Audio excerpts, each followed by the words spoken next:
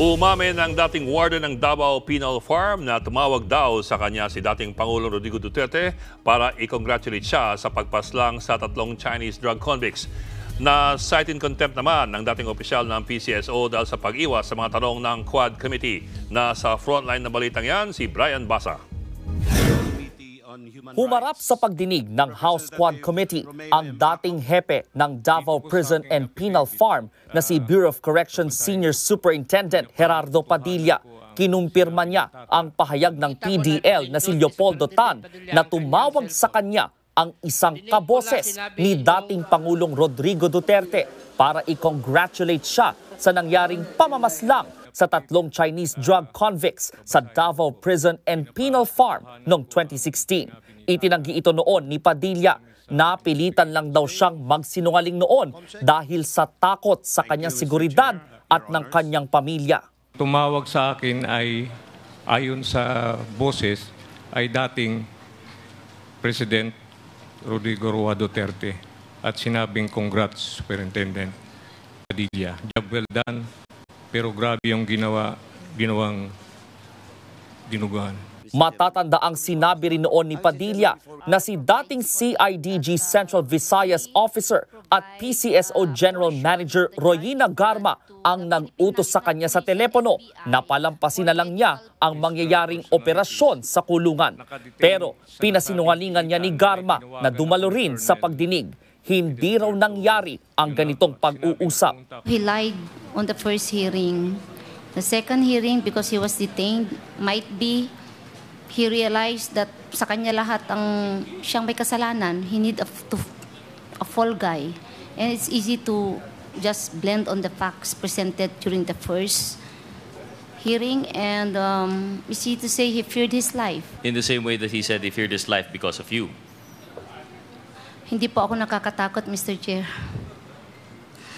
Perception lang nila yun, pero hindi po ako nakakatakot. Para magkaalaman, nagmosyon ang isang mambabatas na hilingin sa National Telecommunications Commission o NTC na makuha sa mga telco ang records ng sinasabing phone calls noong 2016. Inamin naman ni Garma na karelasyon niya si SPO4 Arthur Narsolis. Si Narsolis ang nag-utos di umanong patayin ang 3 dayuhan. Matagal na siyang hindi sumisipot sa pagdinig at pinaaresto na ng Kamara. Na-question din ang 6 na beses na pag-alis sa bansa ni Garma ngayong taon. Katwiran niya, pinsan niya ang sponsor niya. Pero umatras siya sa hamong ipasilip ang kanyang bank accounts. Natanong din si Garma kung gaano siyang kalapit kay Digong. Matapos kasing magretiro bilang police colonel noong June 2019, na-appoint agad siya bilang general manager ng PCSO noong Hulyo ng parehong taon. Are you close to the President? Mr. Chair, I'm not close. I was fired. Okay. Okay. Nag-floating pa nga So, po ako during his Huwag time. mo, anong ma-floating during his time? Yes, Mr. Chair. 15 days lang na nag-retire ka, nag-PCSO chairman ka, for all those qualified, sandali, for all those qualified applicants. Okay. Ang dami po na qualified. Why you? Why you?